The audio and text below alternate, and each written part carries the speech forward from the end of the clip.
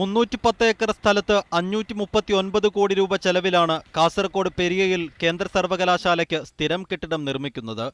സ്ഥിരം കെട്ടിടത്തിന്റെ രൂപരേഖ ഈ വർഷം തന്നെ നിർമ്മാണ പ്രവർത്തനങ്ങൾ ആരംഭിക്കുമെന്നാണ് അധികൃതർ പറയുന്നത്. ഇതിനിടെയാണ് 16 കോടി രൂപ മുടക്കി ഷീറ്റ് പാകിയ ഒറ്റ നിലയുള്ള 4 താൽക്കാലിക കെട്ടിടങ്ങൾ നിർമ്മിക്കുന്നത്. ഇത് താൽക്കാലിക കെട്ടിടമല്ലെന്നും പിന്നീട് പല ആവശ്യങ്ങൾക്കും ഇത് പ്രയോജനപ്പെടുമെന്നുമാണ് വൈസ് ചാൻസലറുടെ വിശദീകരണം.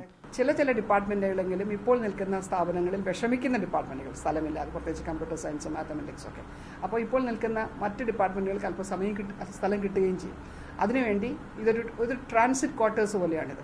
പ്രതിമാസം 16 ലക്ഷം രൂപ വാടക കൊടുക്കുന്ന കെട്ടിടങ്ങളിലാണ് ഇപ്പോൾ സർവകലാശാല പ്രവർത്തിക്കുന്നത്. ഈ അധ്യയന വർഷത്തിൽ താൽക്കാലിക കെട്ടിടത്തിലേക്ക് ചില ക്ലാസുകൾ മാറ്റാനാവുമെന്നാണ് ആദ്യം പറഞ്ഞിരുന്നത്. എന്നാൽ നിർമ്മാണ പ്രവർത്തനങ്ങൾ വേഗത്തിലാവാത്തതുകൊണ്ട് ക്ലാസ് ആരംഭിച്ചിട്ടില്ല. താൽക്കാലിക കെട്ടിടത്തിലേക്ക് ക്ലാസുകൾ മാറ്റിയാലും നിലവിൽ പ്രവർത്തിച്ചുകൊണ്ടിരിക്കുന്ന വാടക കെട്ടിടം ഒഴിവാക്കാനാകില്ല. പിന്നെ എന്തിനാണ് ധൃതി പിടിച്ച് താൽക്കാലിക കെട്ടിടം നിർമ്മിച്ചതെന്ന ചോദ്യത്തിന് അധികൃതർക്ക് വ്യക്തമായ ഉത്തരമില്ല.